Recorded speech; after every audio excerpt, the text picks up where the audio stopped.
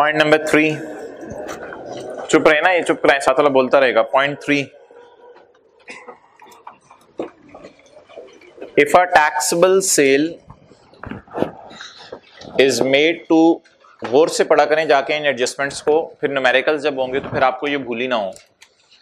If a taxable sale is made to general public on instalment basis including surcharge, surcharge से मुराद markup या interest.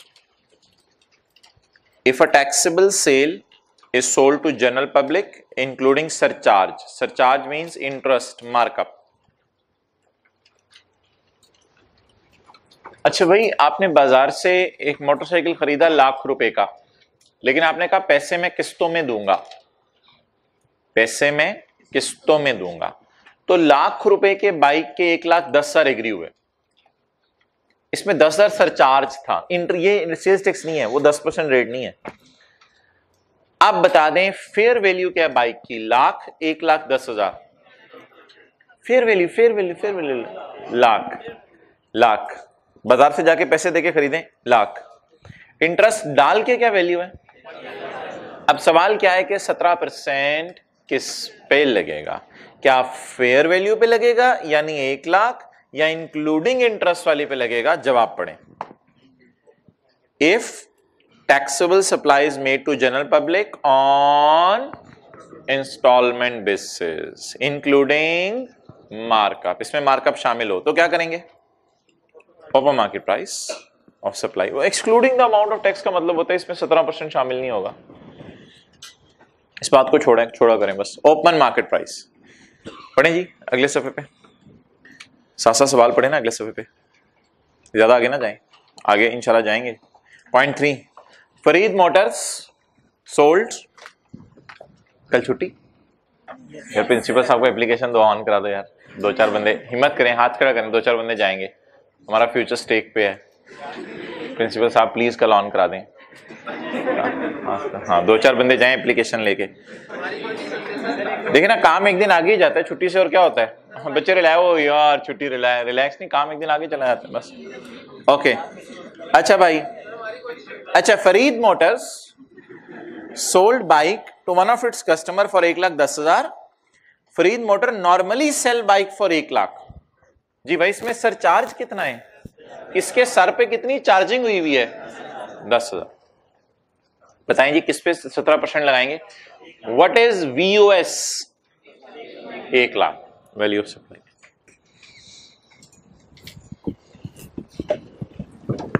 In case trade discount is provided,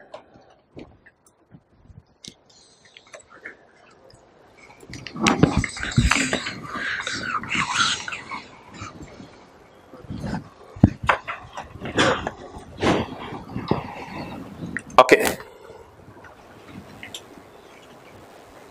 ये bill है एक चीज का, इसकी प्राइस थी 2,00,000, इस पे दुकानदार ने ट्रेड डिस्काउंट दिया, बल्क क्वांटिटी ट्रेड डिस्काउंट दिया, मिसाल के तौर पे 10%, 20,000। What is a discounted price? 180।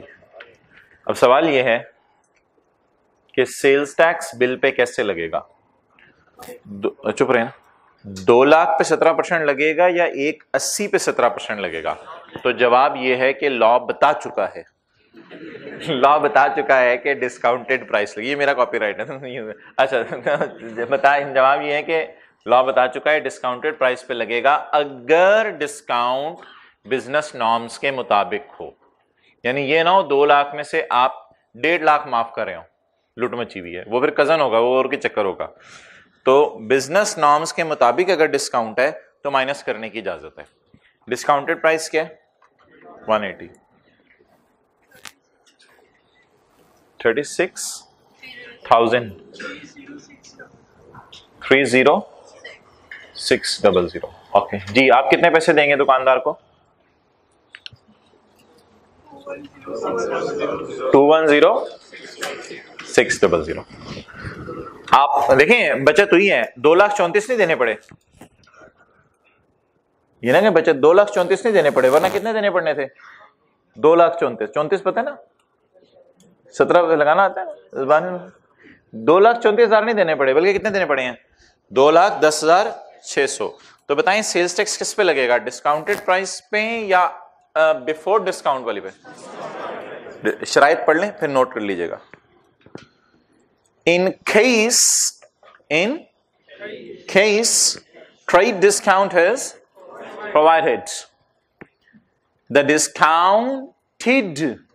discounted price okay excluding the amount of tax, यानी ये it is VOS। आपको समझ आ गया होगा मतलब excluding the amount of tax का मतलब है ये वाली नहीं होती, ये price, the discounted price excluding the amount of sales tax. ये बात को छोड़ा करें, डिस्काउंट शरायत सुन लें पहले, ये खांग खोंग legislation, provided that tax invoice show the discounted price. Invoice पे नजर आ रही है डिस्काउंटेड प्राइस कितनी? 180। एंड द रिलेटेड टैक्स नजर आ रहा है इनवॉइस पे, टैक्स, ये बिल बनाया मैंने, is in conformity with the normal business practice। और ये डिस्काउंट के परसेंटेज क्या होनी चाहिए?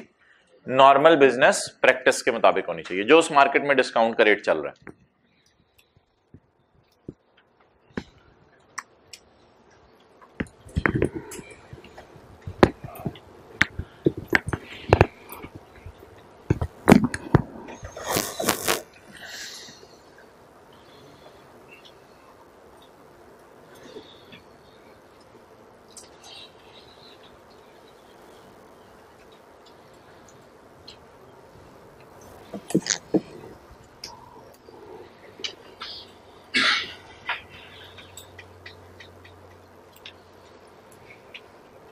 कल आप चैप्टर 19 कर लीजिएगा होमवर्क में, चैप्टर 19 होमवर्क में चैप्टर 19 सुबह बैठिएगा फजर में, ठीक है? क्वेश्चन 1 से शुरू की।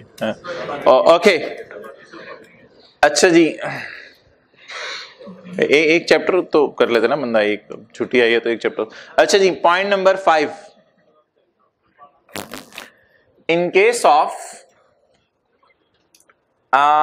Special nature of transaction, in case of, ये वार्म अप पहले हो गया है करो, in case of special nature of transaction where it is difficult to determine VOS, open market price. Point 6, इसमें से पॉइंट 5 में से कोई न्यूमेरिकल नहीं आ सकता, आप कोई आया तो मुझे नहीं समझ आएगा क्या होगा वो। अच्छा जी,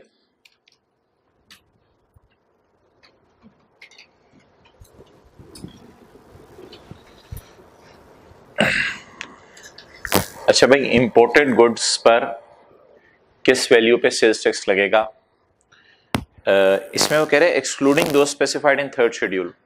वो जो थर्ड शेड्यूल की 20 चीजें हैं ना, उनको तो अलग रिटेल प्राइस की डेफिनेशन थी ना, उसको छोड़ें।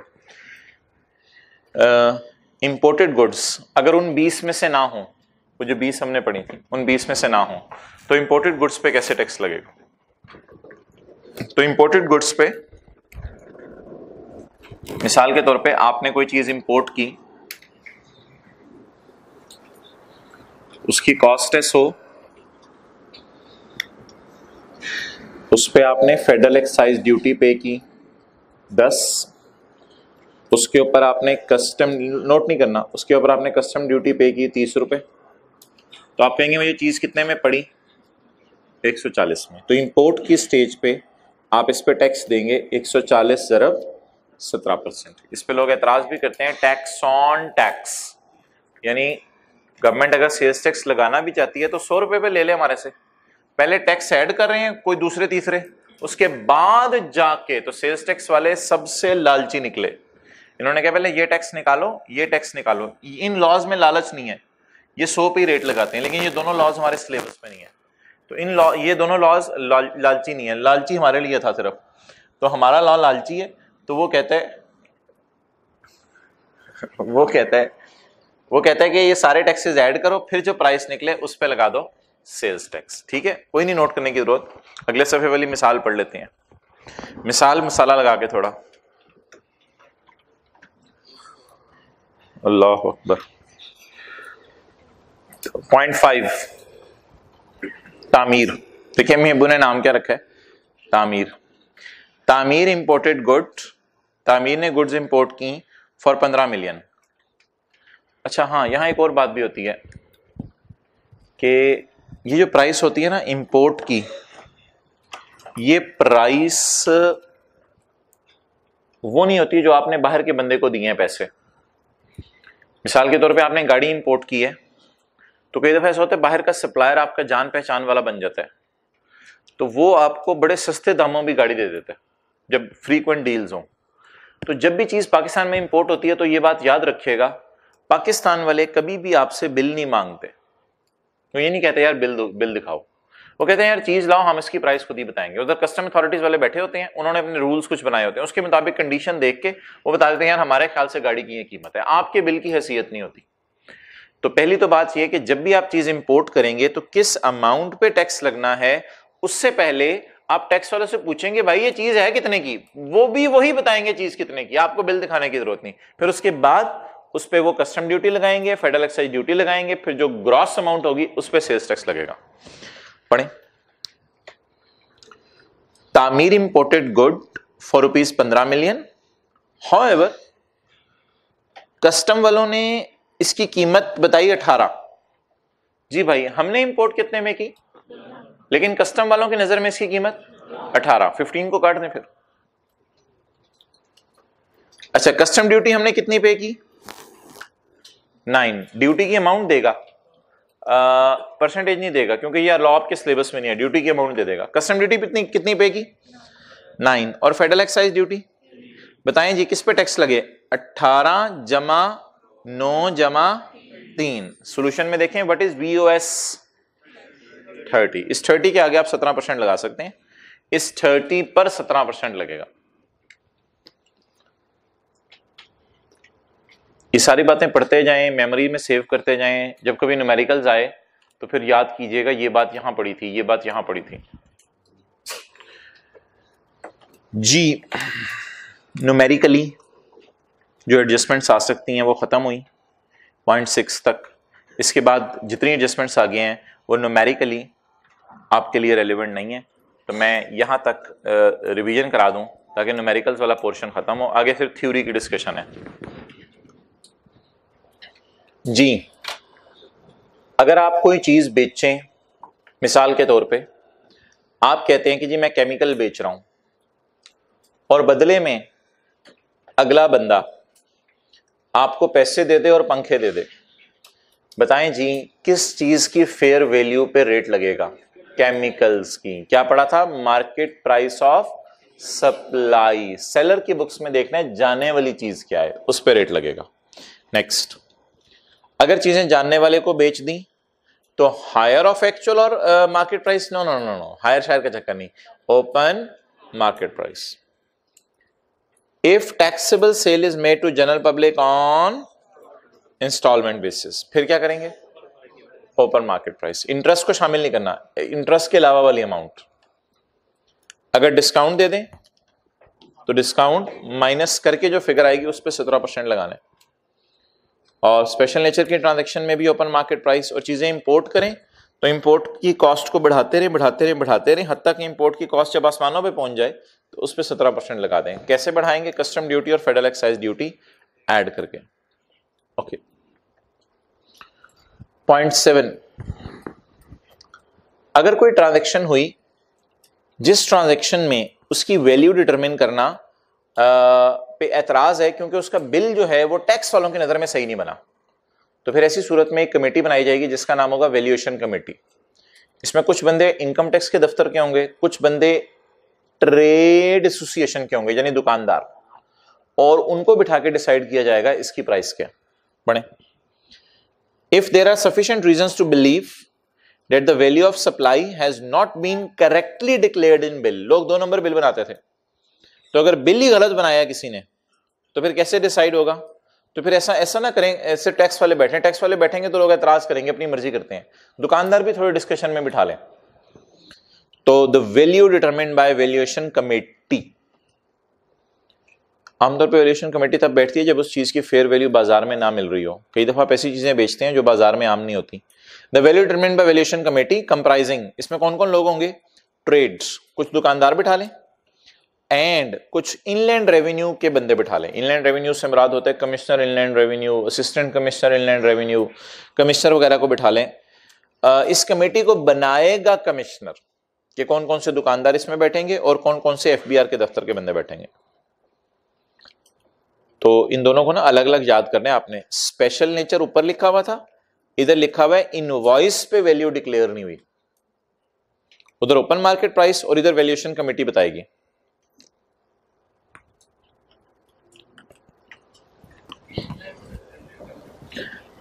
असल में ना कमिश्नर का नाम एक्चुअली है कमिश्नर इनलैंड रेवेन्यू, पाकिस्तान की सरजमीन का रेवेन्यू इकट्ठा करता है।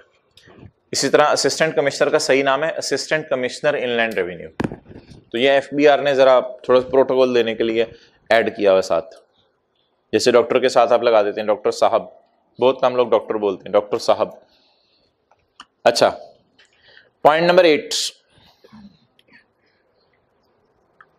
if goods other than taxable goods are supplied to a registered person for processing,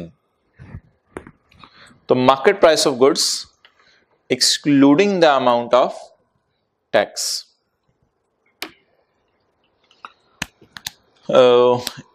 इसमें जरा पॉइंट 9 पढ़े पहले। In case of manufacture of goods belonging to another person, in case of manufacture of goods belonging to another person,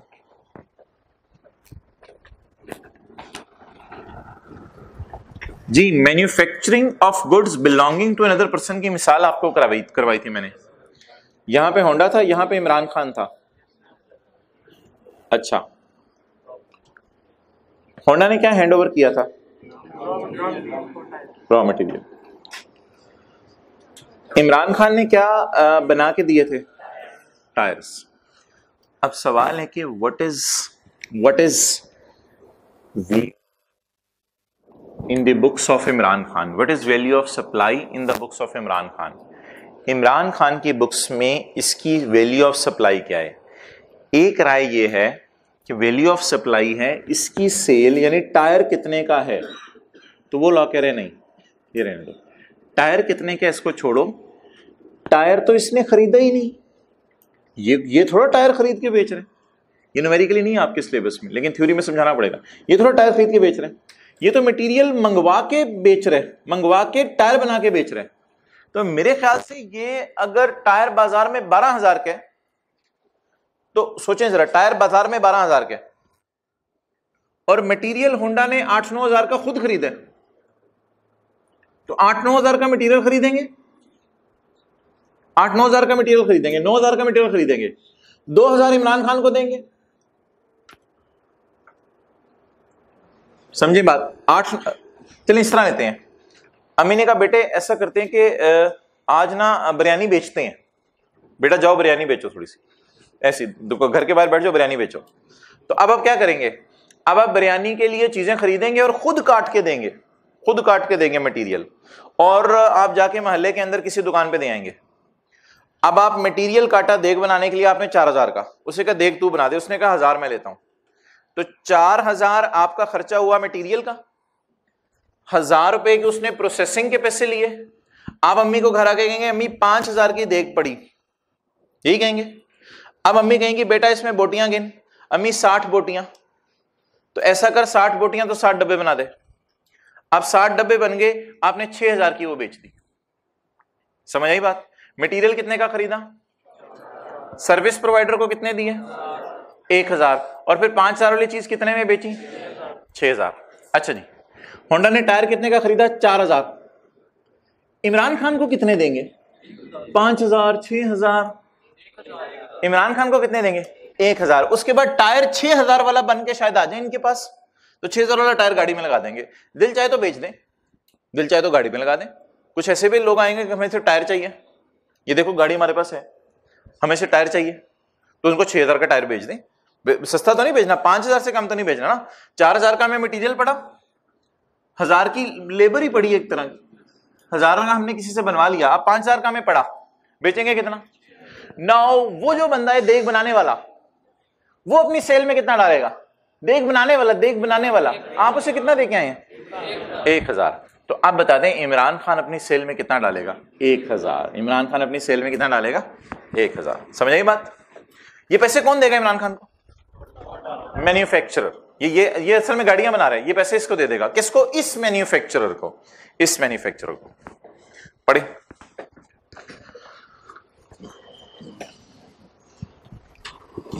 कौन सा point है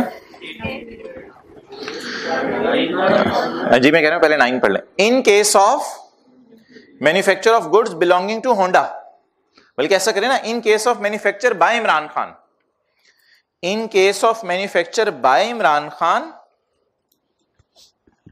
इन case of manufacture by Imran Khan of goods ultimately किससे belong कर रही थी? होंडा से। The actual consideration received by Imran Khan, बताएं इमरान खान को कितनी कंसिडरेशन रिसीव होगी? पूरे टायर के पैसे या सिर्फ बनवाने के पैसे?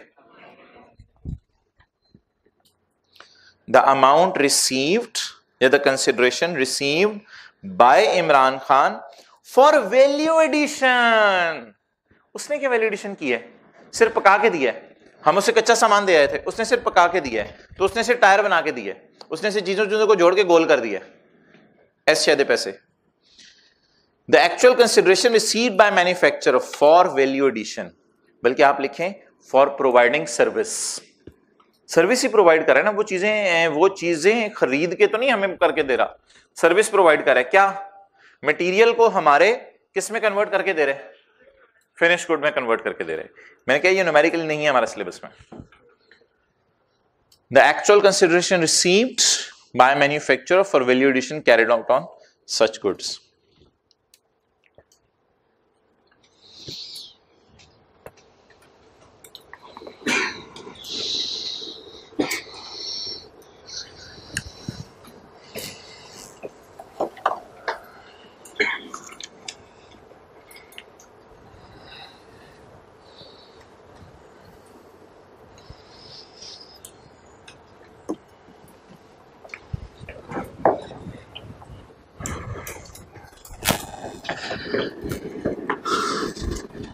अच्छा, अगला बड़ा है ये जो पॉइंट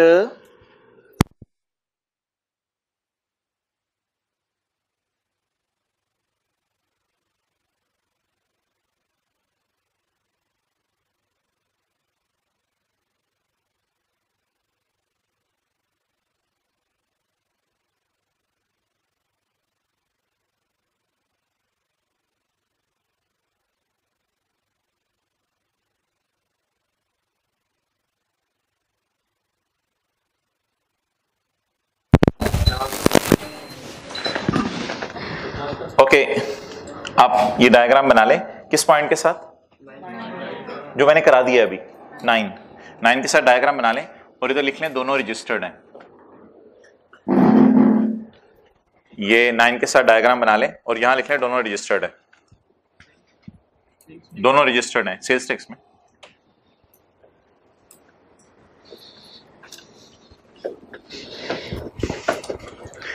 अजीम हस्ती आपके दाएं या बाईं साइड पे बैठी हुई है, उसने प्लान किया हुआ है आज कि आज तो सेल्स टैक्स कर लेंगे ना, जितना पड़ा है वो सारा रिवाइज। फिर का अच्छा सीए करो।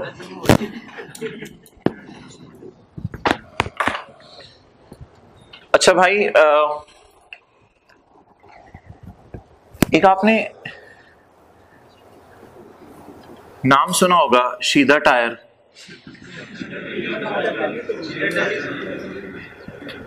ये बड़ा 2 नंबर बंदा है, इसने अपने आप को सेल्स टैक्स में रजिस्टर नहीं करवाया हुआ। अच्छा, ये भी टायर इमरान खान से बनवाता है, ये भी टायर इमरान खान से बनवाता है।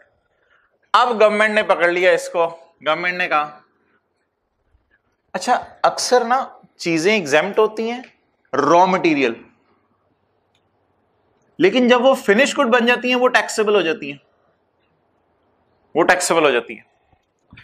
अब गवर्नमेंट बड़ी दूर की सोचती है, वो दूर की, जैसे आप अपने फ्यूचर का सोच रहे हैं ना, सीए करने आए हुए, तो गवर्नमेंट भी बड़े दूर का सोचती है। ये लोग करते क्या थे, ये होते थे अनरजिस्टर्ड, ये चीजें बनवाते थे किसी से। अच्छा, कई दफा ऐसा भी होता है चीजें एग्जेम्प्ट होती हैं, यानी चमड़ा एग्जेम्प्ट है लेकिन टायर टैक्सेबल है, रॉ मटेरियल एग्जेम्प्ट है, टायर टैक्सेबल है।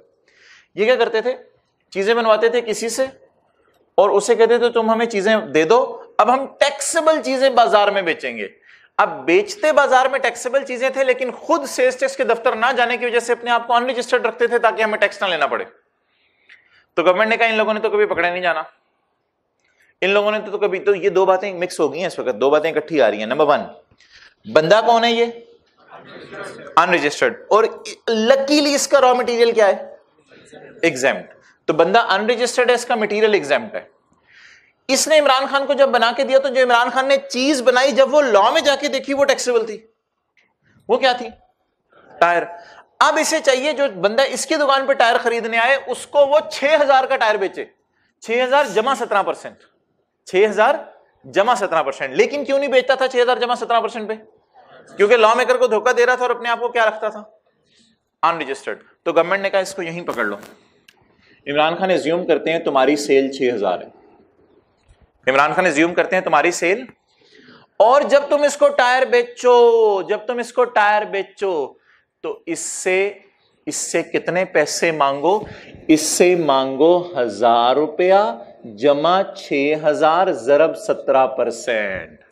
हालांकि इमरान खान की सेल 1000 है, सेल 1000 है। आम हालात में लोग किस पे रेट लगाते होते हैं, अपनी सेल पर। समझ आ गई बात जी। कौन सी सेल गवर्नमेंट की अनटैक्स्ड रह जानी थी, इसके वाली सेल गवर्नमेंट की अनटैक्स रह जानी थी। तो गवर्नमेंट ने एक तरीका लगाया कि बीच में अगर तुमने रजिस्टर्ड बंदे को चीजें दे दी तो तुम पकड़े गए। तुम लाओ सही जरा चीज रजिस्टर्ड बंदे के पास, रजिस्टर्ड बंदे को पता चलेगा, रजिस्टर्ड बंदा तुम्हारे से पूछेगा तुम्हारा क्या रजिस्टर्ड नंबर है, तुम उधर हंसोगे, इसको पता चल जाएगा ये क्यों हंसा है, ये तुम्हें चीजें बना के दे देगा, लेकिन तुमने आगे 2 नंबरी करनी है, इसलिए इसी स्टेज पे पकड़ लो तुम। और 1000 जमा 6000, फिर ये मजबूर होकर अपने आप को खुद ही रजिस्टर करा लेता है, कहता है यार ये तो कोई बात ना हो, ये तो जुल्म हो रहा है मेरे साथ, मैंने तो बर्डन अगले पे डालना होता है, तो ये तो बर्डन मेरे कंधों पे पड़ गया, तो इसलिए ये मजबूर होकर अपने आप को फिर रजिस्टर करवा लेता है। तो ये बात यहां पे लिखी हुई है। तो अब ऐसी सूरत में बता दें कि what is the value of supply for him, 6000। Material कितने का खरीदा था इसने, 4 का। इसने कितने पैसे मांगे, 1000, लेकिन 17% किस पे लगाएगा, 6000 के ऊपर। ठीक है, तो ये न्यूमेरिकली नहीं है आपके सिलेबस में, इसलिए मैं इसके कोई फिगर्स के साथ आपको लिखवा नहीं रहा, लेकिन बात पढ़ा देता हूं। कौन सा पॉइंट है, 8। इफ गुड्स कौन सी वाली, अदर देन टैक्सेबल। ये देखें, अदर देन टैक्सेबल कौन सी होती है, exempt. If exempt goods are supplied to a Imran Khan, registered person को डालने करके, to a Imran Khan for processing, आगे लिखें by शीदा unregistered.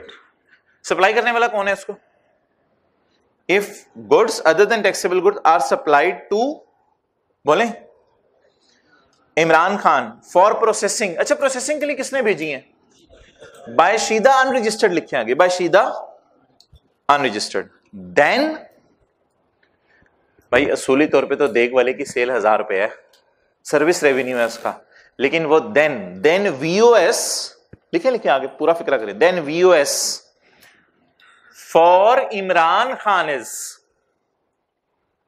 full market price, that is 6000।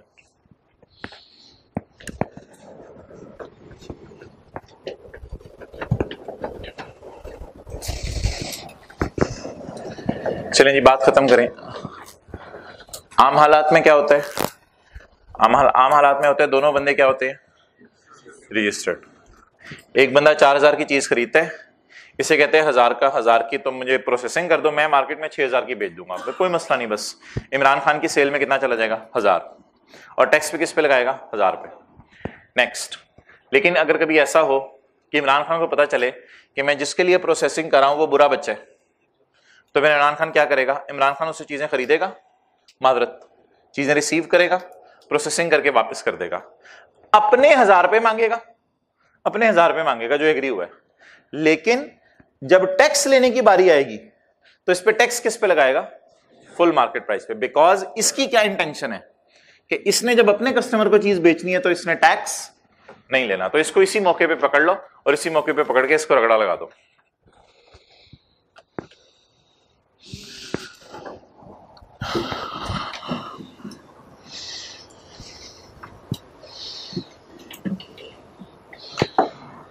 Okay, point 10 और 11।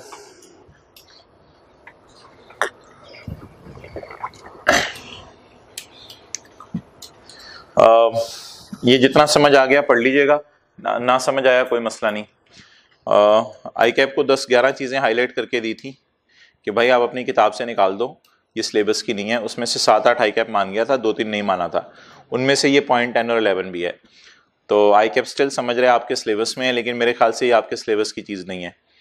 बहरहाल लॉ में वीओएस की डेफिनेशन उसने दी हुई है, तो वीओएस की डेफिनेशन में जो जो चीज़ें आ रही हैं, चाहे आपकी सिलेबस की नहीं भी हैं, उसने पूरी definition as it is ICAP ने अपनी किताब में कॉपी पेस्ट करके डाल दी है। इग्नोरिंग द फैक्ट कि मेरी नज़र में तो पॉइंट 8 से लेके 12 तक ही, बल्कि 12 तो थोड़ा बहुत है, बाकी पॉइंट आपके लिए रेलिवेंट नहीं है, लेकिन पढ़ लेते हैं। Point 10, in case of sale of बिजली। जी हजरात, क्या सेल हो रही है? बिजली, आती जाती बिजली। In case of sale of बिजली by an independent power producer. Independent power producer किसको बिजली सप्लाई करता है? वापडा को, और फिर वापडा वाले कंज्यूमर को। ये जो आपने अक्सर अखबार में सुनते होंगे आईपीपीज बन गए, पाकिस्तान में आईपीपीज बन गए, तो ये वो होते हैं इंडिपेंडेंट पावर प्रोड्यूसर, खुद पावर प्रोड्यूस करते हैं, फिर किसको देते हैं? वापडा को, फिर वापडा वाले कंज्यूमर को देते हैं। अच्छा जी, अब ये जो इंडिपेंडेंट पावर प्रोड्यूसर थे, ये वापडा वालों को कहते थे, इनके जो माहदे हुए थे, जिस पे लोग बड़ा एतराज करते हैं खबरों में, इनके जो माहदे हुए थे बड़े अजीब हुए थे। इनके माहदे ये हुए थे कि हम आपको बिजली प्रोवाइड करेंगे और बिजली का बिल आपकी तरफ भेजेंगे, मिसाल के तौर पे 200। लेकिन अगर कभी गवर्नमेंट की तरफ से हमें इंटरवेंशन हुई और हमें रिक्वायर्ड पानी सप्लाई ना हुआ, तो फिर क्योंकि हमारी कैपेसिटी इतनी है कि हम आपको 200 की बिजली बना के दे सकते हैं अपनी मशीनों से, तो फिर भी आपको 200 का बिल ही भेजेंगे, फिर भी आपको 200 का बिल ही भेजेंगे। जिस पे लोग एतराज करते हैं कि भाई ये क्या बात हुई, हमारी कैपेसिटी इतनी है, फिर वो अल्टीमेटली बर्डन कस्टमर पे हमारे पे शिफ्ट हो जाता था। तो इंडिपेंडेंट ये जो पावर प्रोड्यूसर थे, इन हजरात ने क्या किया, इन्होंने कहा जी बिजली हम 200 की बना सकते हैं, अब आपको 200 की बिजली हम बना के दिया करेंगे। अब 200 इनकी सेल प्राइस होगी, जिसके ऊपर सेल्स टैक्स लगाया करेंगे, ये 200 इनकी सेल प्राइस हो जाएगी। लेकिन अगर हमारी कैपेसिटी मीट ना हुई और हमसे तुम लोगों ने बनवाई 180 की बिजली, फिर भी हम बिल कितने का भेजेंगे? 200 का। ऐसी सूरत में लॉ मेकर कह रहे हैं नहीं भाई, सेल्स टैक्स किस पे लगेगा? वो कैपेसिटी पे नहीं लगेगा। फिर अगर 200 की बिजली बनानी थी, 200 की बना के दे दी, तो 200 पे ही सेल्स टैक्स। अगर 200 की बिजली बना के देनी थी लेकिन बना के 180 की दी, अब वापडा वालों को बिल चाहे आप 200 को भेज दो, सेल्स टैक्स किस पे लगाओगे? 180 पे। तो कैपेसिटी के ऊपर सेल्स टैक्स नहीं लगेगा, जो कैपेसिटी की वजह से अमाउंट आई है। इसी तरह ये लोग कभी कभी एनर्जी बनाने में इनका खर्चा आता था, तो एनर्जी बनाने में कुछ ज्यादा खर्चा आ जाता था, तो एग्रीमेंट में लिखा हो तो कोई प्रीमियम भी चार्ज करते थे, एक्स्ट्रा पैसे। और कभी कभी ऐसा भी होता था जरूरत से ज्यादा बिजली बना देते थे तो एक्सेस बोनस के पैसे भी कुछ चार्ज करते थे। उन तीनों चीजों को इसने एक्सक्लूड किया है। इसने बस सिंपल बात लिखी है, पढ़ें, amount received for energy purchase, exact energy purchase, जो एनर्जी परचेज की प्राइस पे की है, that is VOS excluding number 1 amount received for capacity purchase price, amount received for energy purchase price premium, excluding amount received for excess bonus. सादा सी बात यह है कि जितनी फिजिकल एनर्जी हमने बाय की है उस पर टैक्स लग जाएगा, ऊपर के जितने पैसे दिए उस पर टैक्स नहीं लगेगा। बस रटा मार लीजिएगा। थ्योरी के एतबार से याद रख लें, एक चीज को इंक्लूड करना है, 3 को इंक्लूड क्या, एग्जैक्ट एनर्जी की परचेज प्राइस, और exclude capacity purchase price premium और एक्सेस बोनस। पता नहीं ये क्या चीजें हैं, छोड़ें।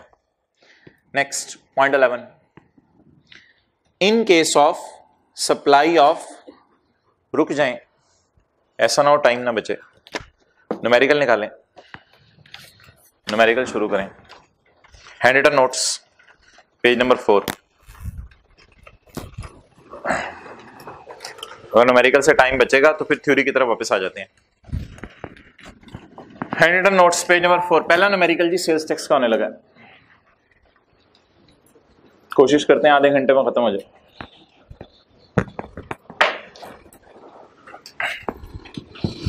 जी सारे इधर देखें, इधर न्यूमेरिकल का फॉर्मेट ये होगा, ये फेस होगा न्यूमेरिकल का, सेल इंटू 17% माइनस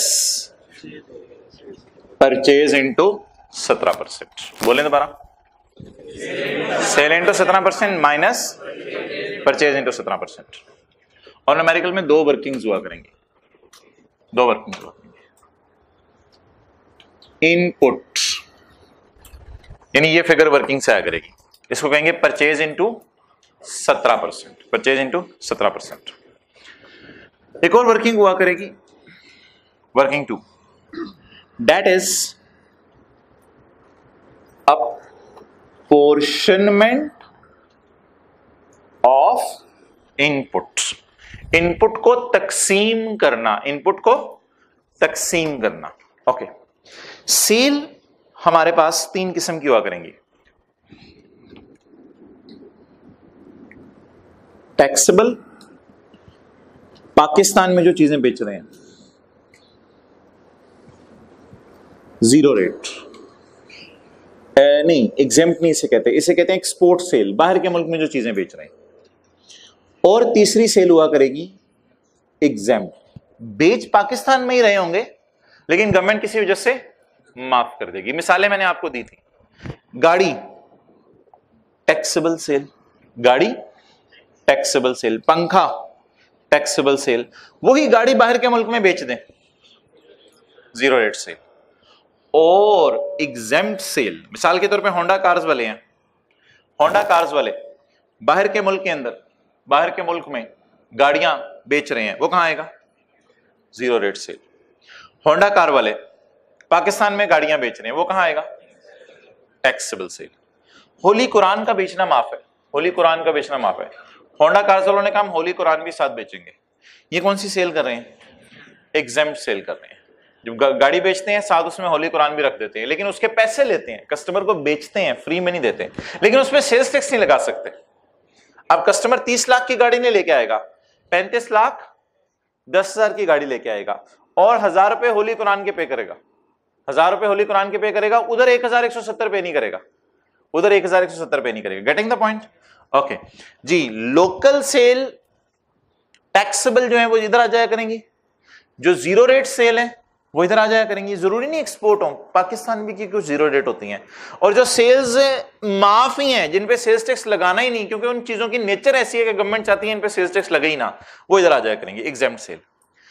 अब अगर एक बंदा एक वक्त में तीनों सेल कर रहा होगा तो भाई हो सकता है उसके लिए परचेजेस इकट्ठी कर रहा हो बल्क क्वांटिटी में। चलो भाई लोहा खरीदो, टायर खरीदो, कागज खरीदो होली कुरान के लिए, और इंजन खरीदो और तारे खरीदो, सब इकट्ठा खरीद लिया। अब कितनी चीज किस में इस्तेमाल हुई नहीं पता चलेगा। उसको किस बेस पे पोर्शन करना पड़ेगा, सेल की बेस पे। उसको किस बेस पे पोर्शन करना पड़ेगा, सेल की बेस पे। ओके, तो इधर एक सेल आ जाएगी तीनों की और इधर आ जाएगा इनपुट। चलें जी सवाल पढ़ें। किधर है मेरा सफा, इधर। सेल्स, सेल्स किसको, रजिस्टर्ड बंदों को, और सेल किसको, अनरजिस्टर्ड बंदों को। कौन सी, टैक्सेबल। अभी रजिस्टर्ड अनरजिस्टर्ड को छोड़ें, सेल रजिस्टर्ड अनरजिस्टर्ड, टोटल बता दें सेल कितनी है? 900 जमा 800 1700। टैक्स से बल सेल एक्सपोर्ट, बाहर के मुल्क में कितनी गाड़ियां बेची? 500। Exempt sale 300। बस ये किसका डाटा हो गया? सेल का। जी now will come on purchase. Purchase कौन कौन सी? रजिस्टर्ड, परचेज रजिस्टर्ड और परचेज अनरजिस्टर्ड। रजिस्टर्ड से परचेज कितने की है भाई? कितना आ गया? 4000 ضرب 17%, जल्दी जल्दी 680।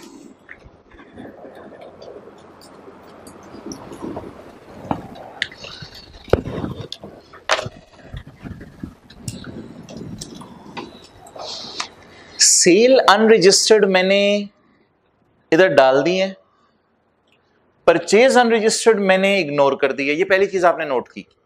सवाल खत्म हो गया, सवाल खत्म हो गया, क्वेश्चन का डाटा खत्म हो गया। अब क्वेश्चन की तरफ मैंने नहीं जाना जी। पहले तो मुझे ये बता दें कि पाकिस्तान में गाड़ियां कितने की बेची?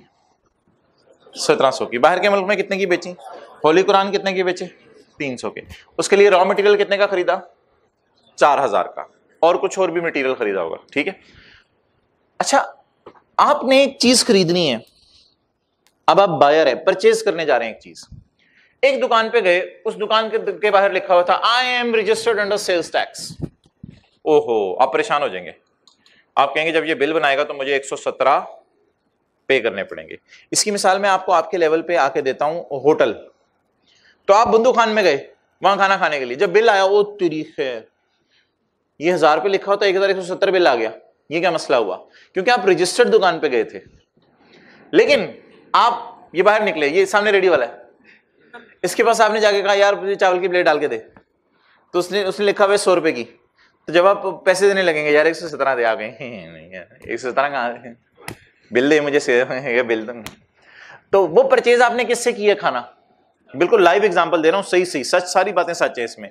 वो आपने परचेज किससे की है? तो मुझे बताएं, अनरजिस्टर्ड बंदे से अगर हम चीजें जाके खरीदें तो 100 वाली चीज हमें मजबूरन वो बेचता ही कितने का है? 100 की। अनरजिस्टर्ड की कई वजूहत हो सकती हैं क्यों अनरजिस्टर्ड है, इसको भी छोड़ें। तो if I buy a good from a shop which is registered then I will pay, and if I buy a good from a person who is not registered then मैं उसे पैसे ही कितने दूंगा? समझ आ गई? परचेज अनरजिस्टर्ड क्यों ignore करनी है? सेल अनरजिस्टर्ड इग्नोर नहीं करनी, सेल अनरजिस्टर्ड इग्नोर नहीं करनी। ये क्यों? ये सुने। अब आप बने seller, Honda cars. Honda cars के पास डॉलेंस वाले आए, भाई हमें गाड़ी बेचो। तो होंडा कार्स ने डॉलेंस वालों को कहा यार वो अपना सेल्स टैक्स रजिस्ट्रेशन नंबर बताओ। उन्होंने कहा जी ये रजिस्टर्ड नंबर है सेल्स टैक्स का। चले, उन्होंने नंबर लिखा, जाओ जी गाड़ी बेच दी। 100 वाली गाड़ी आप बेच दें उसे 117 में, 100 वाली गाड़ी 117 में बेच दें। दूसरा बंदा आया, मिसाल के तौर पे रॉयल फैन आए, रॉयल फैन वाले आ गए। तो रॉयल फैन वालों ने कहा यार हमें गाड़ी चाहिए थी अपने एम्प्लॉइज के लिए। तो इन्होंने कहा यार वो वहां अपना रजिस्ट्रेशन नंबर आप भी लिखवाएं, जैसे हमने सेल्स टैक्स में अपने आप को रजिस्टर करवाया तो आपने भी करवाया होगा। तो रॉयल फैन वालों ने कहा यार छोड़ो परे, बस अब आप को क्या बताएं, हमने अपने आप को रजिस्टर ही नहीं कराया। हालांकि रॉयल फैन ने कराया होगा, मैं अज्यूम कर रहा हूं, हमने अपने आप को रजिस्टर ही नहीं कराया हुआ। अब गवर्नमेंट कहती है ये ना कहना कि चल तेरे लिए 30 लाख वाली गाड़ी 30 लाख में, जा यार मजे कर, इसकी तो जान लो, ये तो पकड़ा गया आपको, ये तो आपके शिकंजे में आ गए, इसकी जान लो। इसी कैसे जान लो? इसको आप 100 वाली गाड़ी 120 में बेचो। ये तो भी सवाल को खुलने दे जरा, इस पे हम 17% नहीं लगाएंगे। ये टैक्सेबल आपने कैसे निकाले बताएं? 900। अभी जरा देखिएगा मैं 800 का न्यूमेरिकल में क्या करूंगा, नोट करते जाइएगा 800 का क्या करूंगा। लेकिन ये सेल सारी टैक्सेबल है। तो बोले परचेज किसकी इग्नोर करनी है? अनरजिस्टर्ड की परचेज इग्नोर। चीजें खरीदने जाएं बुरी दुकान पे तो कभी जिंदगी में सेल्स टैक्स ना दे दीजिएगा, क्योंकि उसने खा लेना है। बुरी दुकान पे चीजें खरीदने जाएं तो उसने सेल्स टैक्स खा लेना है, उसे सेल्स टैक्स मत दें। गवर्नमेंट को शिकायत लगा दें आप कि मैं अनरजिस्टर्ड बंदे से चीजें खरीद के आया हूं, ये बंदा रजिस्टर्ड नहीं है, इसको पकड़ें, गवर्नमेंट को शिकायत लगा दें बस, लेकिन पैसे ना देके आए सेल्स टैक्स के। क्यों? फायदा कोई नहीं होना ना, उसने अपने आप को रजिस्टर ही नहीं कराया हुआ। लेकिन अगर आपकी दुकान है और आपके पास बुरा बंदा आ गया, वो अब और बात है, उसको पकड़ लें, उसको पकड़ लें, उससे मत छोड़ें, उससे तो पैसे लेने हैं ना आपने। तो अब उसे 100 वाली चीज 100 की बेच दे, ये जहालत है। अब वो आपके पास पकड़ा गया है, अब आप क्या करें? उसे 100 वाली चीज 117 में नहीं 120 में बेचें। तो पहला रूल बता दें ये क्या करना है।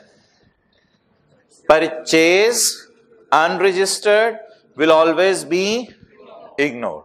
अगर दुकान पे जाके हम चीजें खरीदें, दुकानदार ने अपने आप को रजिस्टर ना कराया हो, तो हम पागल नहीं है कि उसको खुद सेल्स टैक्स पे करें, क्योंकि उसने तो जेब में डाल लेना अपनी। हम खुद दुकानदार हैं और हमारे पास कस्टमर आया है और वो कह रहे हैं मुझे 100 वाली चीज 100 में बेचो, तो हम कहेंगे नहीं, तू अनरजिस्टर्ड है तो जा, हमें इससे कोई कंसर्न नहीं, हम तुझे 100 वाली चीज 120 में बेचेंगे। वो जो 3% है उसका क्या करना है, कहीं न्यूमेरिकल में मैं शो करूंगा, इस बात को भी छोड़ दें। ओके, पाकिस्तान में अच्छे बच्चों को कितने की चीजें बेची? पाकिस्तान के बुरे बच्चों को कितने की चीजें बेची? दोनों पे टैक्स लगेगा, टैक्सेबल। बाहर के मुल्क में कितनी गाड़ियां बेची? होली कुरान कितने के बेचे? 300। इस सब के लिए रॉ मटेरियल कितने का खरीदा हुआ है? अब बताएं किसके लिए कितना? समझाया ना? तो फंस गया। अब किसके लिए कितना रॉ मटेरियल? वो तो रॉ मटेरियल खरीदते हुए सोचा तो नहीं था ये बाहर वाली गाड़ी में टायर लगेगा, ये पाकिस्तान वाली गाड़ी में टायर लगेगा, ये कागज कहां इस्तेमाल होगा, ये तो सोचा ही नहीं था। अब बताएं मजबूरन क्या करना पड़ेगा? मजबूरन मैथमेटिक्स यूज करनी पड़ेगी, 5वीं 6ठी क्लास वाली। क्या कैसे? क्या लिखूं यहां? 680। कितना मटेरियल इस्तेमाल हुआ है? 4000 का। लेकिन 4000 के मटेरियल जब बाजार से खरीदने होंगे गए होंगे तो सेल्स टैक्स ऑलरेडी कितना पे कर चुके हैं? 680 पे कर चुके हैं। इसको पे करके कितने किस्म की सेल की है हमने? 3 किस्म की सेल की है। बताते हैं कैसे कैलकुलेशंस करेंगे। अगला काम क्या करूं? इनका टोटल करूं कितना? कैलकुलेटर पकड़े सारे,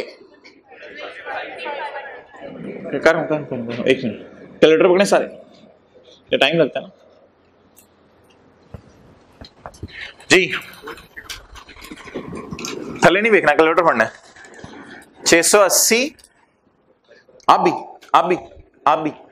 कैलकुलेटर निकाले मोबाइल, अल्लाह ना करे स्मार्टफोन हो। ओहो टाइम आया। अच्छा छोड़ दें, ये 2-2.5 महीने मोबाइल छोड़ दें, नहीं मर जाएंगे। 680 डिवाइडेड बाय 2500 मल्टीप्लाइड बाय 17 462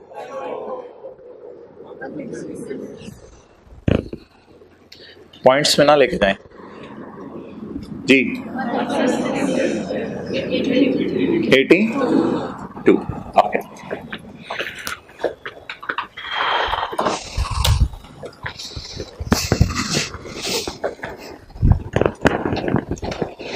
जी हजरात,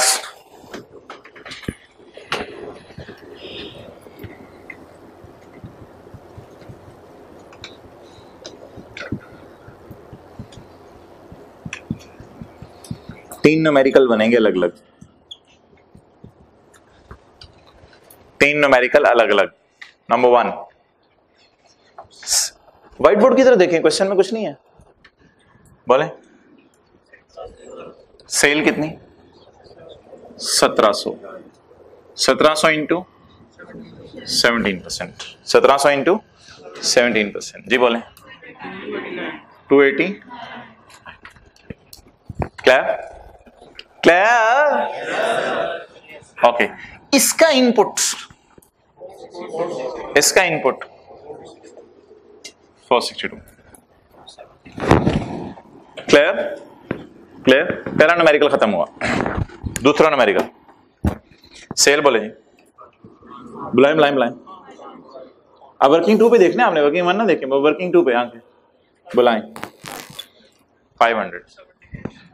और काको 17% कहां सही? जो बाहर के मुल्क में चीजें बेच रहे हैं उन पे भी उनकी भी जान लेनी है। अगर डोनाल्ड ने कोई सुजुकी मेरान मंगवा ली है तो आप उसकी जान ले रहे हैं, उसको इनकरेज करें। 500 जरा 0% बोले, 0। पागल हैं वो जो सोल्यूशन देख रहे हैं, साथ साथ सोल्यूशन है ही कुछ और, इधर मैं कुछ और कर रहा हूं। जी बोले, मैचिंग करें ना। 136 रिफंड।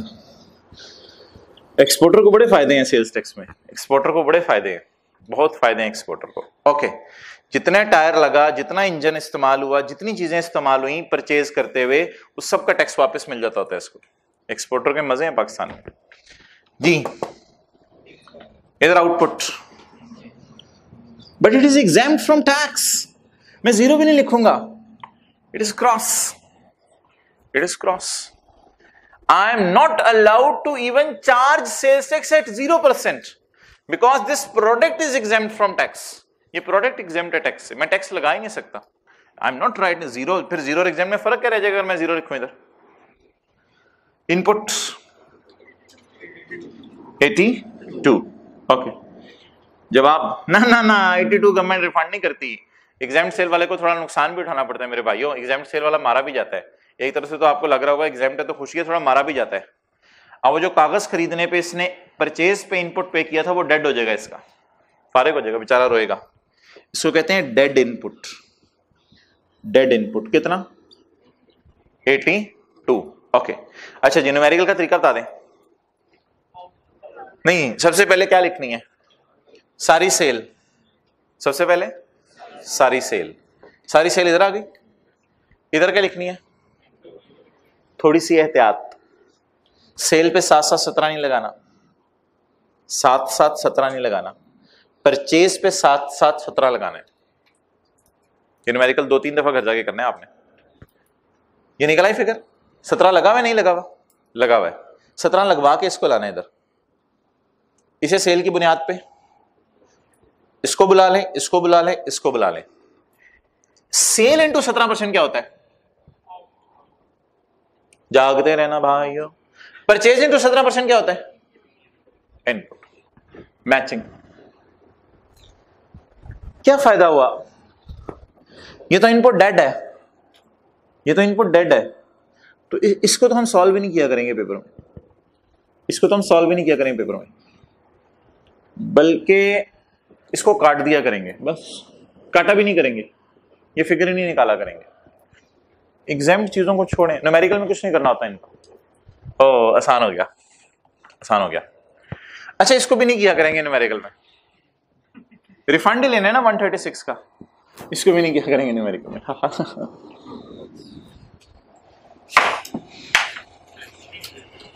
वो पढ़ के ले आओ, कितने जा रहे हैं?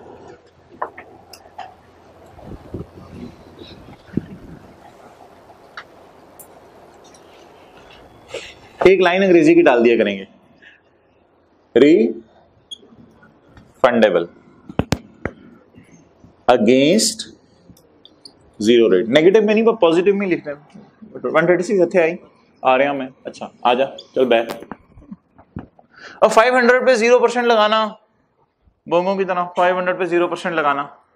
आउटपुट निकालने की जरूरत नहीं, डायरेक्ट 136 को बुला ले। तो सीधे में आ जाओ, 1700 इस पे लगा दीजिएगा 17%। ये न्यूमेरिकल की थोड़ी है, थोड़ी ठीक है। ये मत्थे के बाल, ये आउटपुट यहां से शुरू होगा न्यूमेरिकल। गवर्नमेंट ने कहा यारा खुदा का खौफ कर, पढ़ाना तो क्या करता है, खुदा का खौफ कर, हम तुझे टैक्स वापस करें, इधर भी इधर भी, खुदा का खौफ कर, लॉर ऑफ। कोई शर्म या कर, कोई शर्म या कर, यानी तुझे शर्म ही नहीं आती कि इधर भी वापस मांग रहे, चल इधर तू अच्छा काम कर रहे, इधर भी वापस मांग रहे, कोई शर्म या कर। Lower of, lower of, lower of what I will tell. Solution नहीं बताएगा, मैं बताऊं। एक्चुअल बोले जो माइनस करना था, वो जो मैंने किया था अभी माइनस, या 90% ऑफ आउटपुट, ये रूल है। 90% ऑफ 289, 260, लोअर 260। हाँ 29 लिया, जा घर से लेके आ 29। रोने लग गया, रोने लग गया, रोने लग गया। ये क्या बात है, मैं मेरे से क्या गुनाह हो गया कि मैंने परचेजेस ज्यादा कर ली? मेरे से क्या गुनाह हो गया? मैंने यही गुनाह किया था ना, सिर्फ परचेजेस ज्यादा कर ली थी। सेल मेरी कम हुई है, अगले साल सेल बढ़ जाएंगी, कोई मसला नहीं। गवर्नमेंट ने कहा चल रिलैक्स करो ना, तेरे लिए एक लाइन डालते हैं अंग्रेजी की। गवर्नमेंट ने लाइन डाली, a friend in need is a friend indeed. आपने कहा नहीं नहीं ये लाइन नहीं, ये इस वक्त सिनेरियो में फिट नहीं हो रही, कोई अच्छी सी लाइन डालें आपके लिए। गवर्नमेंट ने कहा चल चाचू कैरी फॉरवर्ड, कैरी फॉरवर्ड, ठीक है। कितना दिल चाह रहा था माइनस करने को? 462, लेकिन हमने कितना करने दिया? 260। कितना नहीं माइनस करने दिया हमने तुम्हें? 202। इसको अगले महीने कैरी फॉरवर्ड कर ली, अगले महीने माइनस कर ली। अगले महीने कहां माइनस करेंगे? एक्चुअल के साथ जमा कर देंगे, लेकिन अभी वो छोड़े, अगले महीने इसको माइनस करने की जरूरत होगी, ठीक है। तो ये रिस्ट्रिक्शन लोअर वाली किस पे लगानी है? सिर्फ टैक्सेबल सेल पे। इन दोनों को न्यूमेरिकल के फेस पे नहीं लाना, इन दोनों को न्यूमेरिकल के फेस पे सिर्फ क्या करना है? इसका रिफंड ले आना है 136। क्लियर? अब गवर्नमेंट ने कहा यार ये जो बंदे बुरे थे, इनको कितने की चीज बेची थी? इसने कहा 120 की। तो गवर्नमेंट ने कहा वो वाला 3% भी दो। इस पूरे पे तो 17 लग गया ना, कि बुरे बच्चों को 800 की चीज बेची थी, एड 3% ऑफ 800। बुरे बच्चों को जो चीजें बेची थी उसका 3% आपने उनसे लिया हुआ है? जी वो भी लिया हुआ है। गवर्नमेंट ने कहा वो भी मुझे जमा कराओ। 20 जी payable, 80, 53। Okay, where is duster? 53।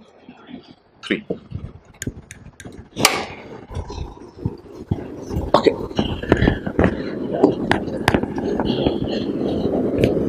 चलिए जी सवाल दोबारा पढ़ना शुरू करें।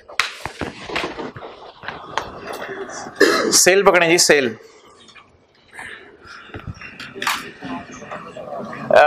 सेल अच्छे बच्चों को बताएं, बुरे बच्चों को 800। ये कितनी फिगर्स हैं? 1 2 3 4 5 6। देखिएगा इन 6 फिगर्स से हम कैसे मैथ्स में चाहते हैं। अच्छे बच्चों को सेल, बुरे बच्चों को कितने की गाड़ियां बेची? गाड़ियों की सेल। बाहर के मुल्क में कितने की गाड़ियां बेची? 500 की। होली कुरान कितने के बेचे? Total sale 2500। अब किसकी तरफ मूव करें? परचेज, परचेज की। अच्छे बच्चों से कितना मटेरियल खरीदा? जब मटेरियल खरीदा होगा तो बिल कितने का बना होगा? ना ना ना भाई, 4462 का बिल बना होगा। 4000 तो है, ये है ना, 4000 पे सेल्स टैक्स भी लगेगा, ठीक है। आईकैप के सवाल में ना लिखा होता है, मादरत मैंने यहां लिखा नहीं, आईकैप के सवाल में लिखा होता है all figures are excluding sales tax, बड़ा सा लिखा होता है उसने हर न्यूमेरिकल में। सारी फिगर्स में सेल्स टैक्स नहीं पड़ा हुआ, यानी हमने लगाना है इस पे। अच्छा जी, अच्छे बच्चों से कितने? 680। ओहो वो फिगर, अच्छा महंगे से सारे बूथे क्यों बने हुए 2000। अच्छा तो अच्छे बच्चों से कितने की चीजें खरीदी? 4000। तो बिल कितने का बनेगा? 4680 का। तो 680 हम पे कर रहे खरीदने के टाइम पे। जी बुरे बच्चों से चीजें जो खरीदी, छोड़े छोड़े छोड़े उसको, न्यूमेरिकल में शो करना है बस। सारी सेल करने के लिए कितने का सामान खरीदा, उस पे कितना टैक्स पे किया? 680। ये वर्किंग मंथ से आया करेगा, ये गलत है, रो यहां से नहीं, यहां से आया करेगा। अब पता नहीं चला कितना मटेरियल किस सेल में इस्तेमाल हुआ। अब वो चौथी पांचवी क्लास वाला काम, 680 डिवाइडेड बाय मल्टीप्लाइड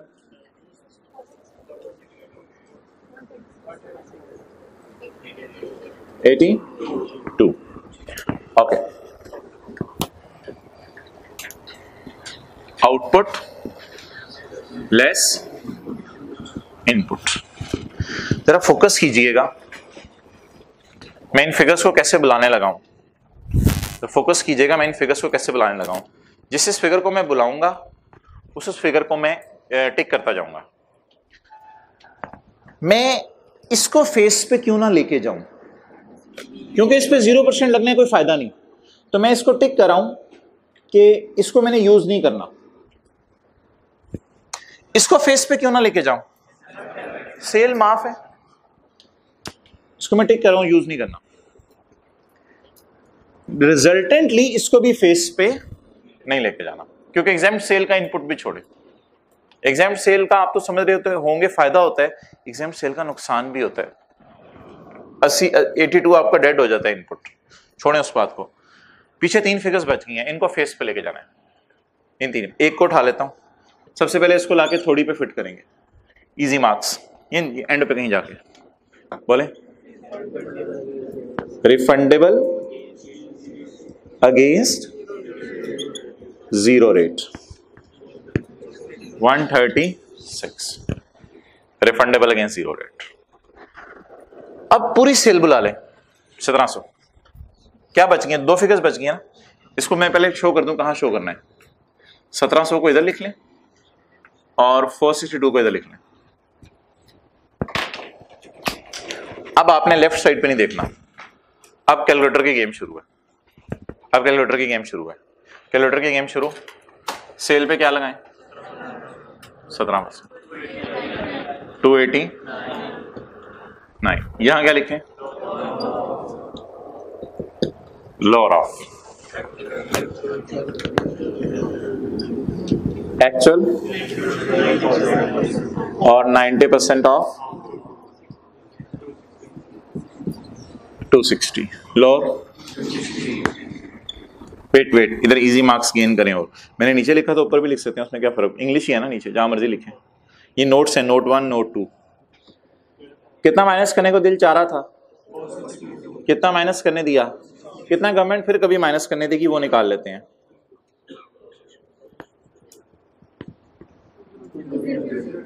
202 29। अच्छा, आपका दिल पता है क्या चाह रहा होगा, आपके दिल में ये आ रहा होगा कि 900 पे बुरे बच्चों को मैंने बता दिया है, बुरे बच्चों को आपने 20% पे बेचना है, अच्छे बच्चों को आपने 17% पे बेचना है। आपका दिल ये चाह रहा होगा कि यहीं पर अलग अलग करके किसके जहन में आ रहा था, यहीं पे अलग अलग करके 17 और 20 लगा देते हैं। कोई एक दो जरा वैसे ही भ्रम रखने के लिए हाथ खड़े कर दिया करें। तो किसके जहन में आ रहा था कि यहाँ पे 17 और 20 करके लगा दे, चलो नहीं आ रहा था, अब आ सकता है जहन में, नहीं वो गवर्नमेंट बड़ी तेज है, फिर ये लोअर ऑफ में ना टैक्स पेयर को बेनिफिट मिल जाना था, इसलिए गवर्नमेंट ने कुछ सोच साच के ना 3 को नीचे रखा हुआ है। तो 3 को नीचे रखें क्योंकि लोअर ऑफ में फिर टैक्स पेयर को फायदा हो जाना था, तो गवर्नमेंट ने कहा 3 को अलग नीचे लगाओ, एड 3%। ये कौन से लोगों को सेल है, अच्छे लोगों को, अच्छे लोगों को। ये बुरे कैसे पता चला, सेल अनरजिस्टर्ड 3% ऑफ,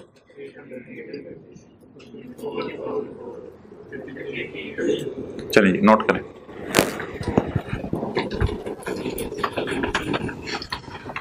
वर्किंग 1 और 2 पहले पूरी करें, फिर उसके बाद सवाल का फेस बनाना शुरू करें।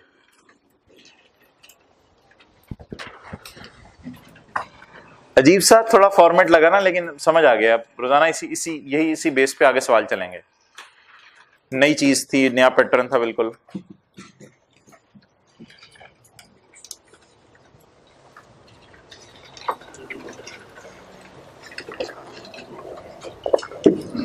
मैं आपकी डेट छुट्टियों का प्लान बना लूं।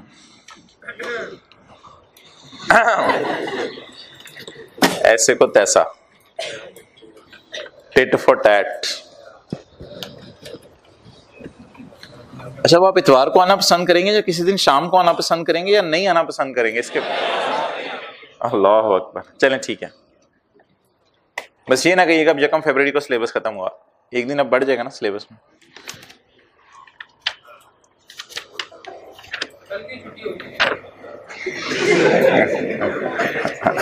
भाई तुम जर्मनी में आए हो। कल वैसे प्रिंसिपल साहब की सालगिरह थी तो अच्छा मैं छुट्टी दे दूं मेरा। ओके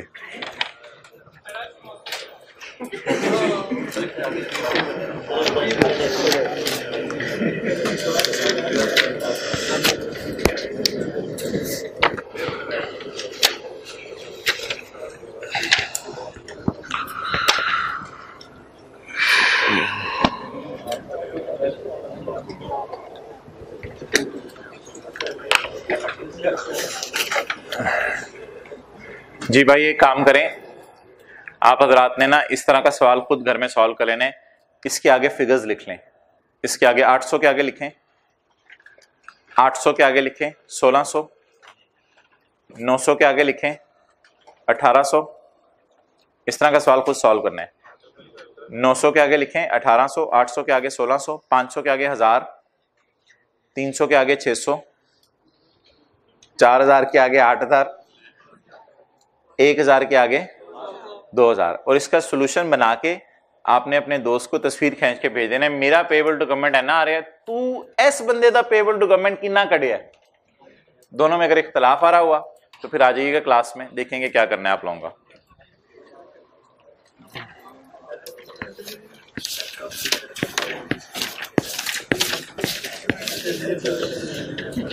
भाई चैप्टर 19 क्वेश्चन नंबर 21, इसमें से बहुत सी एडजस्टमेंट मैंने क्लास में कराई हैं। और क्वेश्चन नंबर 23, दीज टू सवाल are more than enough. Chapter 19 question number 21 and 23 जाएं, आज सेल्स टैक्स अच्छे तरीके से याद करें और कल पिछली रिवीजन करें। ये मौके बार बार नहीं आते। हजारों साल नरगिस अपनी बेनूरी पे रोती है, फिर कहीं जाके 25 दिसंबर आता है। और पढ़ें जाके, नोट करके जाएं सोल्यूशन।